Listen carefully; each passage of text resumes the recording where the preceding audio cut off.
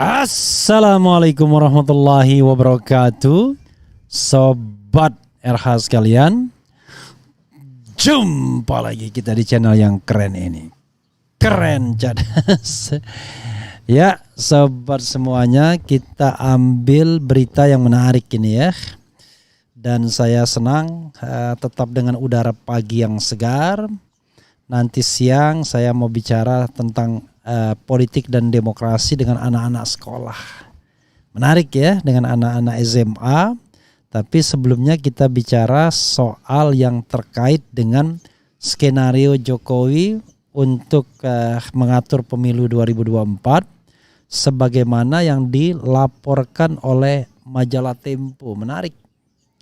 Nanti kita analisis seperti apa. Yang jelas sepertinya Presiden Jokowi mau main dua kaki. Ya, satu kaki ke Ganjar, satu kaki ke Prabowo Subianto. Kenapa ke Ganjar, kenapa ke Prabowo Subianto? Coba kita analisis nanti dengan secara objektif. Coba kita analisis secara objektif ya. Tentu dengan perangkat analisis yang bisa kita ketengahkan. Analisis itu tidak ada yang benar, tidak ada yang salah. Karena analisis itu adalah kemampuan untuk menangkap fenomena dan menguraikannya secara logis ya. Oke, coba kita bacakan dulu, nanti kita analisis ya. Saya pakai baju apa ini? Yang diberikan relawan juga. Go Anies ya, Go Anies. Go Anies itu relawan ex Golkar. Tadi kan relawan relawan Golkar. Relawan dari Golkar nih, relawan kader Golkar, ini relawan kader Golkar, relawan kader PAN, nanti relawan kader P3. Makanya KIB itu belum bubar, tapi KIB dalam pengertian kuning, hijau, dan biru. Oke, sobat era sekalian, coba kita lihat ini ya, menarik. Liputan dari majalah Tempo yang investigatif ini. Oke. Liputan khusus majalah Tempo, skenario Jokowi mengatur pemilu 2024. Skenario Jokowi mengatur pemilu 2024. Jokowi coba menentukan kandidat di pemilu 2024, menyodorkan Sandiaga Uno dan Erick Thohir sebagai calon wakil presiden. Sandiaga akan dipasangkan dengan Gubernur Jawa Tengah Ganjar Pranowo. Adapun Erick Thohir bakal diduetkan dengan Prabowo Subianto yang akan berlaga sebagai calon presiden untuk ketiga kalinya. Oke, coba kita lihat. Meriung bersama Presiden Joko Widodo di Istana Merdeka pada Selasa malam 2 Mei lalu, 6 ketua umum partai politik membicarakan berbagai topik. Jokowi menjelaskan kondisi perekonomian setelah pandemi COVID-19 mereda hingga tantangan pembangunan manusia ke depan. Setelah itu topik diskusi beranjak ke perkembangan politik terbaru. Aneh ya. Padahal 5 diantaranya anak buah dia. Duduk di samping Presiden Jokowi, Ketua Umum PDIP Megawati Soekarno Putri dan Ketua Umum Partai Gerindra Prabowo Subianto. Dua-duanya anak buah Jokowi ya dalam sistem pemerintahan presidensil. Satu Menteri Pertahanan, satu adalah Dewan Pengarah atau Ketua Dewan Pengarah lembaga, bahkan 2 lembaga sekaligus. Dan itu lembaga di bawah kekuasaan eksekutif, bukan an independent body atau an independent institution atau auxiliary agency, state auxiliary agency. Adapun Ketua Umum Partai Golkar Erlangga Hartarto, Ketua Umum Partai Kebangkitan Bangsa Muhaimin Iskandar, Ketua Umum Partai Amanat Nasional Zulkifli Hasan, dan pelaksana tugas Ketua Umum Partai Persatuan Pembangunan Muhammad Mardiono berada di samping mereka. Ini menunjukkan ya. Jadi duduk itu menunjukkan kedekatan dan pengaruh. Makin dekat dengan Jokowi makin besar pengaruhnya atau makin dekat hubungannya. Mardiono membenarkan kabar bahwa pertemuan yang disertai jamuan mie celor. Mie celor ya. Mie celor itu mie dari Palembang ya. Dan kudapan udang itu membahas isu politik.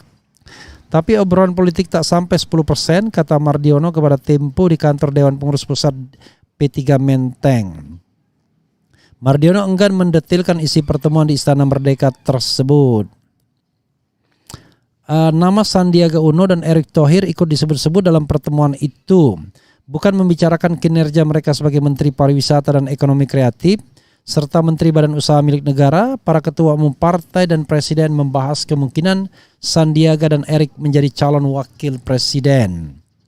Dua narasumber yang mengetahui isi pertemuan tersebut bercerita, Sandiaga ada kemungkinan akan dipasangkan dengan Gubernur Jawa Tengah Ganjar Pranowo. Pada Jumat 21 April lalu, Megawati Soekarno Putri mengumumkan Ganjar sebagai calon presiden. Adapun Erik bakal diduetkan dengan Prabowo Subianto yang akan berlaga sebagai calon presiden untuk ketiga kalinya.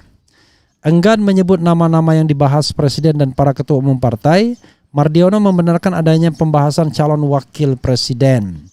Calon presiden sudah selesai sehingga tinggal calon wakilnya, ujar Mardiono.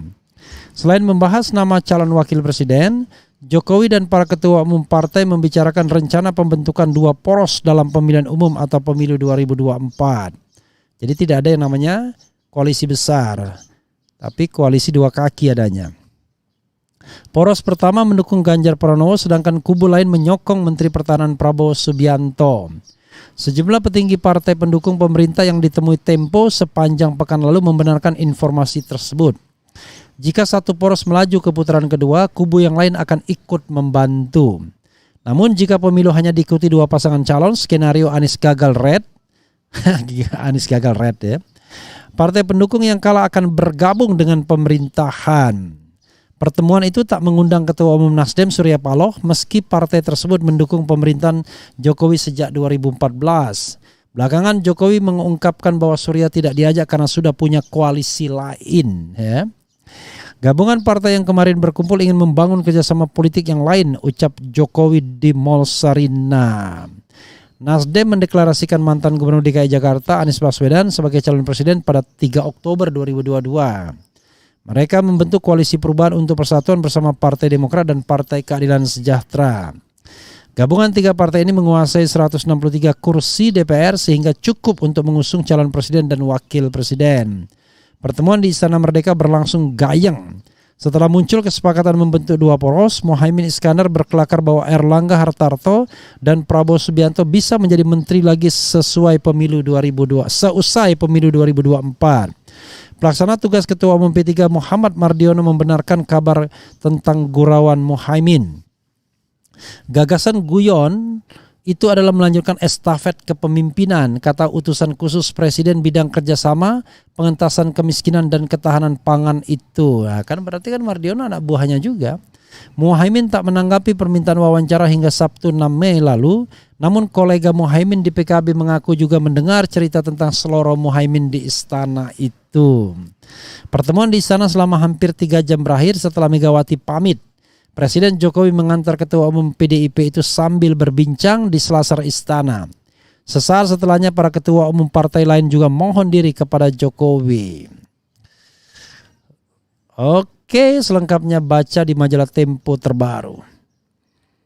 Ya, sobat era sekalian, main dua kaki. Jadi boro-boro netral ya. Malah sekarang menskenariokan dua pasangan calon. Jadi ada dua pasangan calon yang satu petugas partai, ya satunya petugas istana mungkin ya. Jadi ya masuk akal. Kenapa harus mengendorse dua calon? Sederhananya adalah dalam percakapan di Sleman di Pematang Sawah yang saya baca, baik Prabowo Subianto maupun Ganjar Pranowo ya tidak mau kalah, tidak mau mengalah untuk menjadi wakil presiden. Jadi mereka pengen menjadi presiden sehingga ya mungkin win-win solutionnya adalah dua-duanya maju atau dimajukan. Tidak pusing untuk dukungan karena untuk PDIP ya sudah dapat partner P3. Dan kemudian untuk Prabowo Subianto minimal sudah dapat partner PKB. Tinggal kemana arah Golkar dan PAN.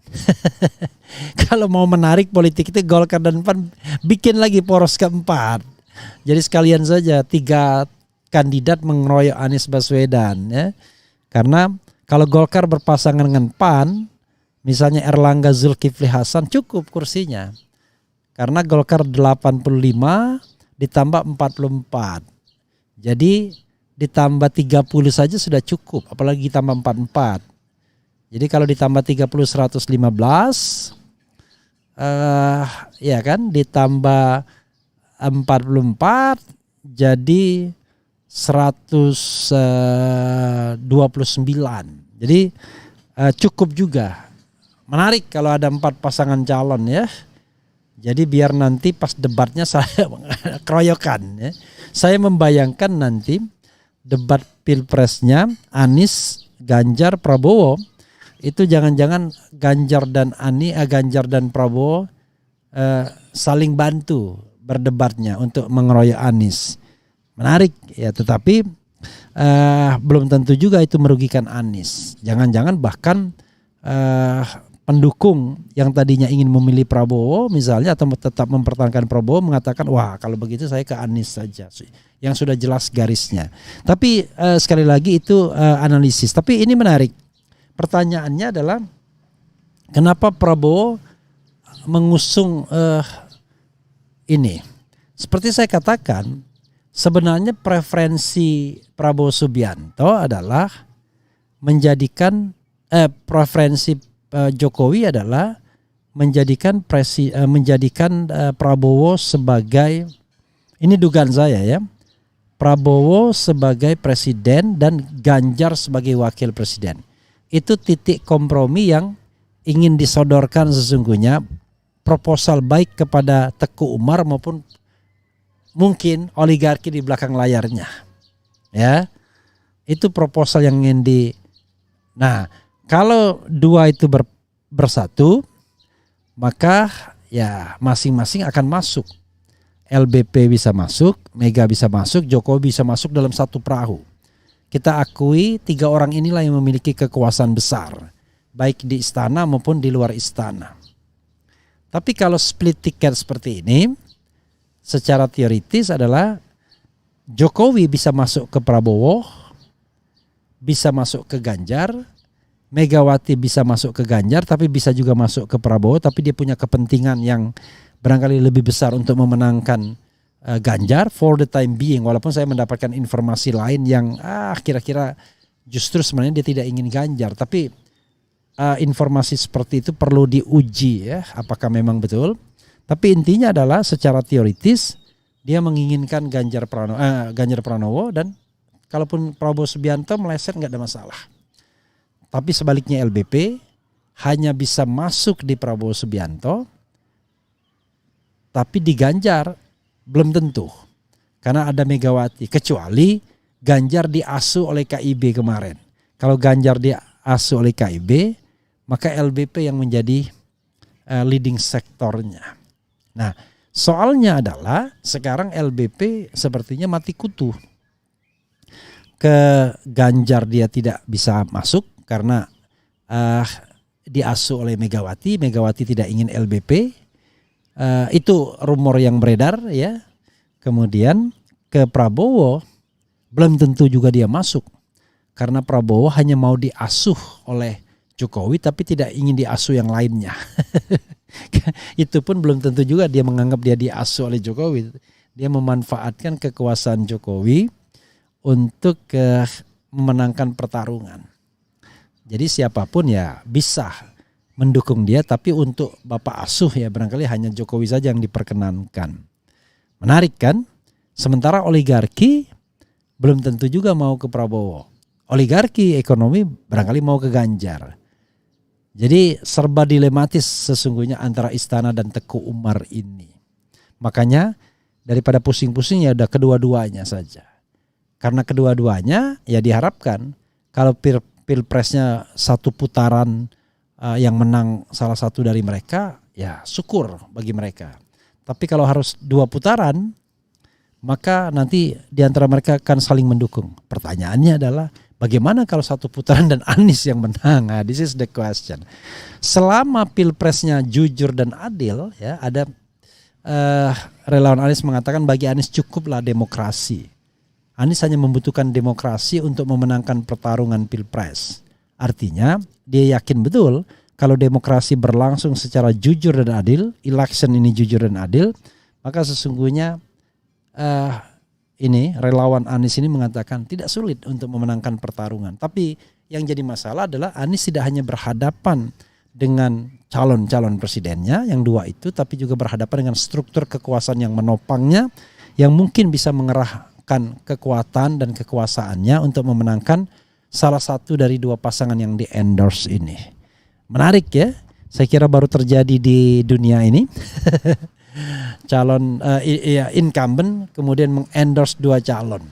Kalau mengendorse satu calon wajar, dia punya preferensi, tapi mengendorse dua calon untuk mengamankan dirinya pasca 2024 itu menurut saya luar biasa. Dan jangan-jangan utusan yang lain juga ingin mendekati Anies Baswedan sebagaimana pertemuan antara Surya Paloh dan LBP. Jadi ini ada sumber yang ngomong kepada saya, awalnya dalam pertemuan pertama kedua LBP tanya, why mencalonkan Anies? Itu ya. Tapi sekarang pertanyaannya katanya bukan lagi mengapa mencalonkan Anies, siapa calon wakil presiden Anies? Nah, sumber ini mengatakan nggak ada LBP menyodorkan nama, nggak ada. Dia tanya siapa. Nah, atas pertanyaan siapa itu, maka dijawab. Yang nama-nama yang beredar adalah satu adalah AHY, ya, dua adalah Khofifa Agus Harimurti Yudhoyono, Khofifa Indar Parawansa, yang ketiga itu adalah Ahmad Heriawan dari PKS, yang keempat Erlangga Hartarto, fortunately atau unfortunately, dan yang kelima adalah Mahfud MD, fortunately atau unfortunately. Jadi itulah yang 5 nama yang sepertinya mengkerucut untuk menjadi wakil presidennya AHY. 5 nama itu kita tidak tahu, tetapi kalau kita lihat gelagatnya, ya yang terkuat tentu AHY dan Khofifa. Erlangga Hartarto, kalau dia mau menjadi wakil presiden berarti dia akan bawa gerbong Golkar. Tapi apakah Erlangga Hartarto cukup capacity to win-nya? This is the question juga. Bagi Golkar sendiri, ya tentu bukan bagi Erlangga Hartarto, tidak akan pusing dia. Nemplok dimanapun atau bahkan membentuk arus sendiri saja, misalnya dengan Zulkifli Hasan, maka sesungguhnya Golkar akan selalu ikut dalam kekuasaan. Dimanapun. Sebagai contoh misalnya, tadi kan ada kesepakatan, kalau salah satu menang mereka ikut semua kekuasaan. Tapi kalaupun Anies menang, Golkar akan ikut juga. Trust me, ya. Karena track record Golkar memang seperti itu. Dan siapapun calon presiden yang menang, itu tidak akan mengabaikan kursi atau suara Golkar karena mereka tetap salah satu partai yang menengah besar. Ya, nomor 2, nomor 3 itu selalu di tangan. Begitu ya, Sobat Eros sekalian. Dan kalau kita lihat soal skenario yang dibangun oleh Jokowi ini, yaitu skenario awal ketika dia merekrut PAN dalam kekuasaan, dia berharap bahwa baik Demokrat maupun PKS itu tidak bisa mengajukan calon presiden. Hasto sudah bilang tidak mau berkoalisi dengan dengan Demokrat dan PKS, lalu 7 partai di istana. 7 partai di istana itu menguasai lebih dari 80%, berarti Demokrat dan PKS tidak bisa mengajukan calon. Jadi kalau skenario itu mulus, Nasdem tidak membalelo dalam tanda kutip, maka pesta hanya di antara presiden min saja. Pesta di antara orang-orang di lembaga kepresidenan saja. Di antara Teguh Umar dan istana. Jadi siapapun yang menang mereka tetap berkuasa. Nah, inilah tidak fairnya demokrasi kita ketika presidensial threshold itu diterapkan. Jadi paham ya. Nah, cuman masalahnya yang pura-pura tidak paham ini Mahkamah Konstitusi. Mahkamah Konstitusi perusak demokrasi terus terang saja. Ketika tidak mau membatalkan presidensial threshold, yang jelas akal-akalan semua. Tapi apakah kita masih memiliki sebuah independency of judiciary? Enggak yakin juga saya. Jadi semuanya itu dibeli dan terbeli. Itu yang membuat kadang-kadang miris melihat tragedi demokrasi kita atau tragedi reformasi kita. Sobat RH sekalian, walaupun kalau kita bicara ya itulah politik, tetapi ya kita berharap sebenarnya Jokowi menjadi kepala negara sekaligus kepala pemerintahan yang mewujudkan pemilu jujur dan adil, bukan pemilu yang berpihak. Nah, pertanyaannya adalah sekarang kalau kita menatap 2024, saudara sekalian, justru Jokowi inilah yang potensial untuk merusak atau untuk membuat pemilu ini tidak jujur dan tidak adil. Potensial saya katakan. Kenapa? Karena dia mengendorse dua poros tadi. Dan tentu dia punya kepentingan, punya interest, punya self-interest untuk memenangkan salah satunya. Bahkan dia punya kepentingan untuk membuat dua-duanya masuk putaran final kalaupun seandainya tidak bisa menang pada satu putaran. Artinya kepentingan dia adalah membuat Anies kalah.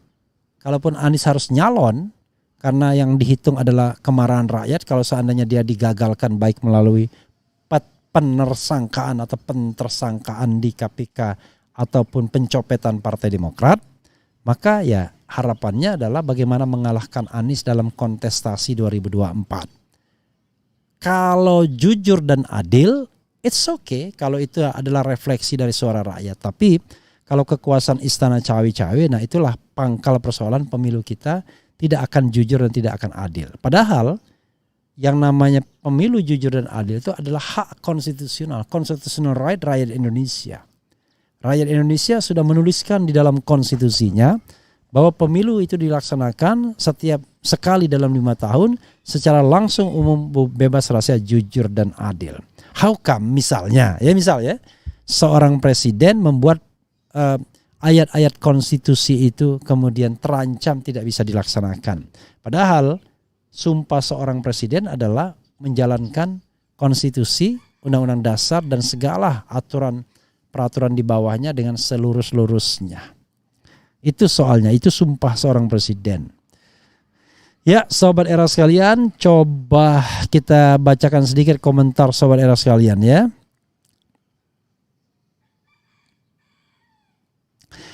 Jokowi pasti banyak beban di belakangnya bila lawannya yang menang. Harus banyak istighfar. Astagfirullahalazim.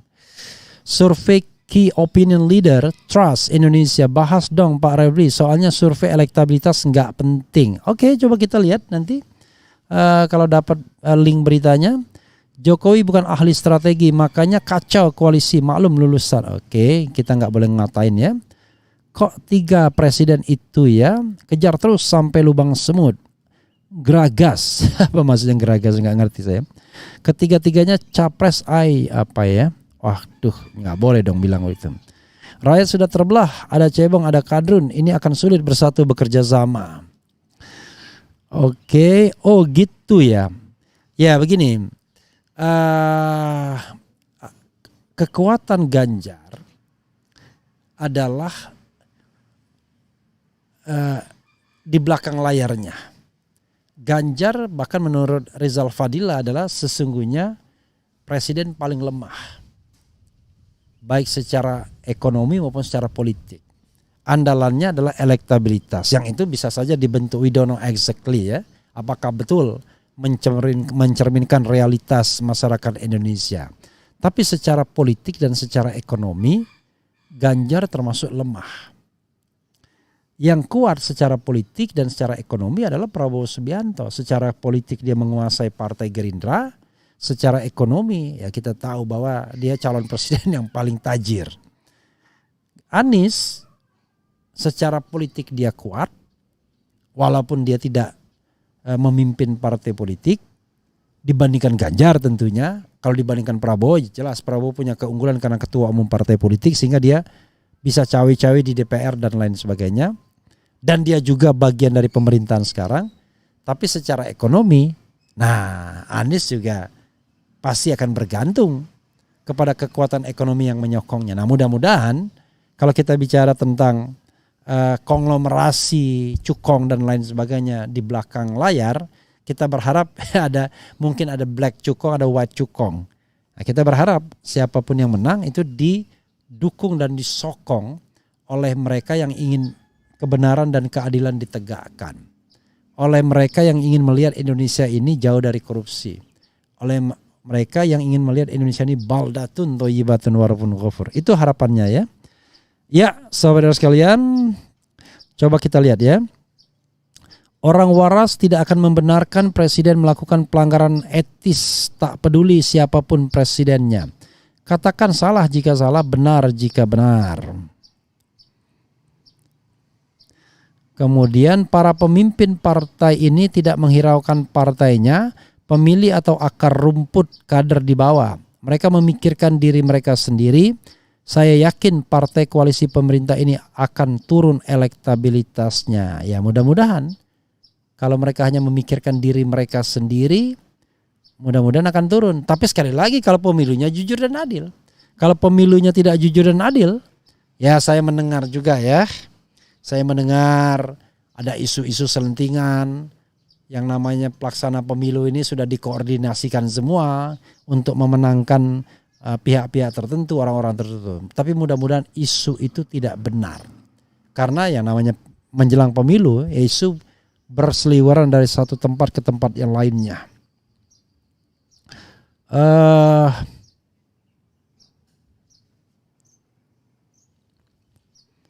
Kemudian pemilu di negara lain meningkatkan kualitas calon agar unggul dari yang lain. Pemilu di Wakanda sibuk memikirkan cara menjaga lawan sebelum bertanding dan cara mencurangi lawan. Ya inilah tragedi atau ironi pemilu kita.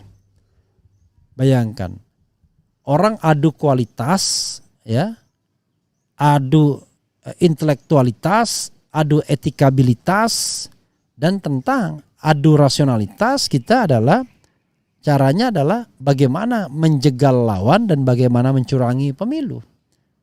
Dan kalau seandainya itu diorkestrasi oleh kekuasaan puncak, ya itu kita hanya bisa na'udzubillah min zalim ya, astagfirullahalazim. Ya mudah-mudahan kita mendapatkan suasana yang lebih baik ya. Jadi walaupun kita pesimis terhadap pemilu 2024, saya mengatakan pemilu comberan dan lain sebagainya, dalam hati kecil saya mengatakan semoga apa yang saya katakan ini tidak pernah terjadi. Hari ini saya yakin, tapi mudah-mudahan God hand, tangan Tuhan membuat pemilu kita ke depan tetap pemilu yang lebih baik dibandingkan pemilu sebelumnya, dan siapapun yang menang merefleksikan pilihan rakyat yang sesungguhnya. Wassalamualaikum warahmatullahi wabarakatuh. Cia, dia.